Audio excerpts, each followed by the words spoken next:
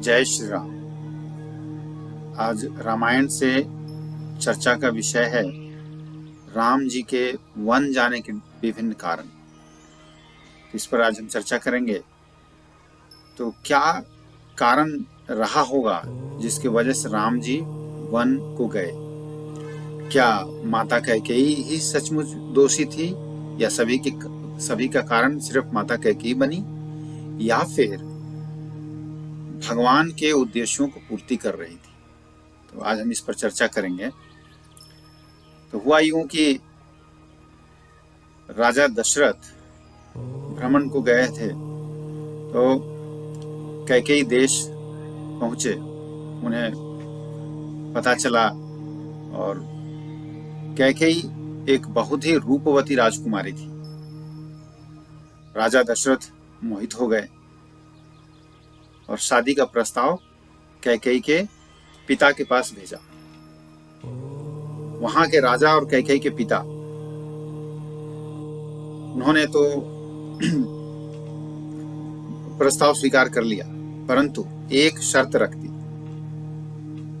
शर्त ये कि कैकेयी से उत्पन्न संतान अयोध्या का उत्तराधिकारी होगा। इधर महाराज दशरथ ने यह प्रस्ताव को स्वीकार कर लिया और विवाह हो गई। अब जबकि राजा दशरथ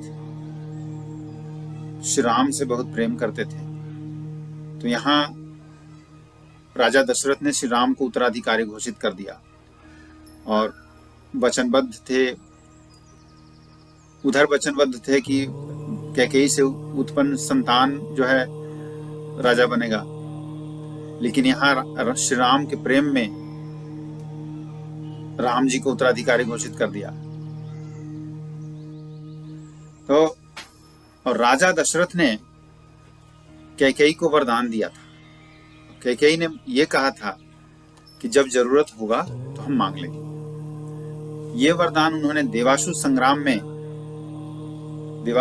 जब हुआ था, उसमें युद्ध में भाग लेने राजा दशरथ भी गए थे। तो क्योंकि कैकेयी युद्ध कला में भी बहुत निपुण थी, तो इसलिए राजा दशरथ उन्हें साथ ले जाते थे। तो देवासुर संग्राम में कैकेयी ने राजा दशरथ की जान बचाई थी, तो इसलिए उन्होंने वरदान दिया था और कहा था कि जब भी लगे, जरूरत हो तो मांग लेना, ये वरदान। और ये वचनबद्ध थे। जब राजा दशरथ ने सारी तैयारी कर ली राम जी को अयोध्या का राजा बनाने के लिए, और राज तिलक की सारी तैयारी हो गई, तब माता कैकेयी ने ये वचन याद दिलाए और कहा कि मुझे वरदान चाहिए। और उस वरदान में उन्होंने भरत को राजा और राम जी को वनवास के रूप में मांग लिया। तो यहाँ पर देखा जाए तो राजा दशरथ तो राम जी के प्रेम में थे और उन्होंने राम जी को राजा बनाने वाले थे। तो अगर राम जी राजा बन जाते उस समय, तो दशरथ के वचन झूठा हो जाता। तो यहाँ पे माता कैकेयी ने रघुकुल के वचन को निभाया है और भरत जी को उत्तराधिकारी बनाया, क्योंकि उनकी विवाह इसी शर्त पर हुई थी। इसीलिए कहा जाता है रघुकुल रीत सदा चली आई, प्राण जाए पर वचन न जाए।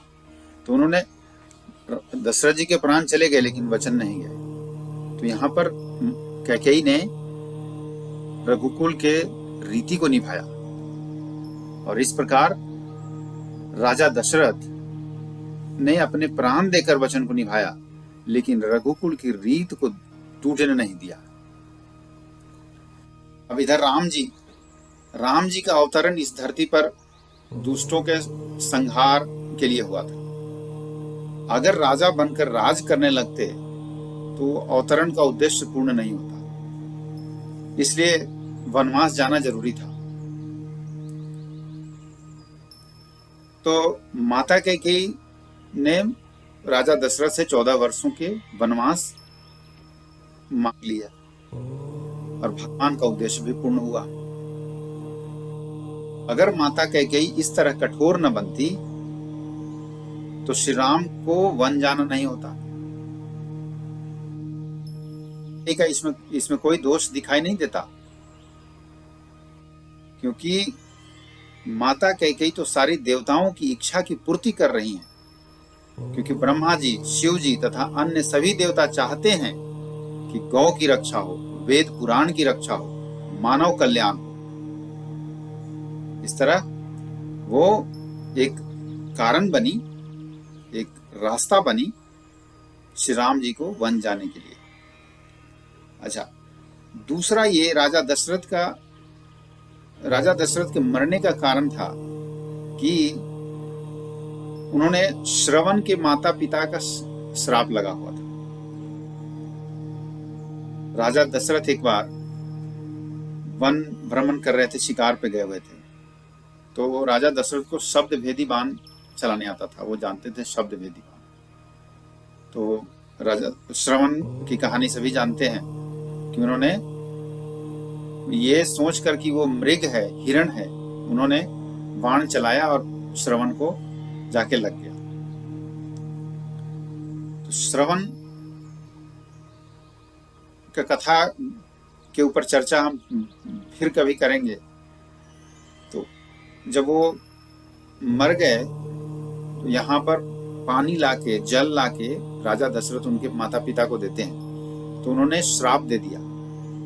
जब उनको पता चला कि मेरे पुत्र का इन्होंने वध किया, तो उन्होंने श्राप दे दिया और कहा कि जिस तरह मैं अपने पुत्र के वियोग में तड़प के मर रहा हूं, तुम भी वैसे ही मरोगे। तो ये बूढ़े माता पिता के श्राप को भगवान ने लिया और इसको सिद्ध करना था। दूसरी बात, इस श्राप में राजा दशरथ के लिए वरदान छुपा हुआ था। क्यों? क्योंकि इससे पहले राजा दशरथ की 3 रानियां तो थी, लेकिन कोई संतानें नहीं थी, उत्तराधिकारी नहीं था, तो इसकी चिंता हमेशा रहती थी। तो राजा दशरथ आए, लौट कर जब आए तो अपने गुरु वशिष्ठ से चर्चा की इस पर। तो उन्होंने कहा कि ये तो आपके लिए एक वरदान है, क्योंकि उन्होंने कहा कि पुत्र वियोग में मरोगे, तो पुत्र होगा तब वियोग होगा ना, अभी तो पुत्र नहीं है, तो इसका मतलब कि आपको पुत्र की प्राप्ति होगी। तो ये श्रवण के माता पिता का श्राप राजा दशरथ के लिए वरदान साबित हुआ। और जब तक सामने राम जी रहते तो उनका श्राप जो था वो सिद्ध नहीं होता।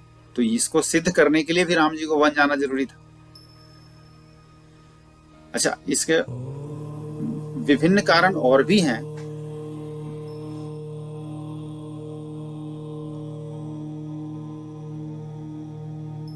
इन 14 वर्षों में राम जी ने जब 14 वर्षों का वनवास पे गए, तो इन 14 वर्षों में उन्होंने विभिन्न अत्याचारी राक्षसों का अंत किया। और जब अयोध्या का एक राजकुमार जब वन गया और दुष्ट राक्षसों का संहार कर लोक कल्याण किया, तो सभी देवता, ऋषि, मुनि जितने थे सभी प्रसन्न हो गए। अच्छा, उसके बाद रावण का वध करके कई देवताओं को रावण ने बंदी बनाया हुआ था, तो रावण का वध करके देवताओं को छुड़ाया और उसके बाद सभ्य समाज की स्थापना की। दूसरा कारण, अलग कारण यह भी था कि जब एक बार राजा दशरथ भ्रमण में थे, उनके साथ रानी कैकेयी, महारानी कैकेयी भी साथ थी, तो इनका सामना बाली से हुआ था। तो बाली को वरदान था कि आगे अगला आदमी का शक्ति बाली में आ जाए। तो जब लड़ाई हुई तो राजा दशरथ की शक्ति बाली में चला गया, तो बाली जीत गया और राजा दशरथ का मुकुट उसने ले लिया कब्जे में।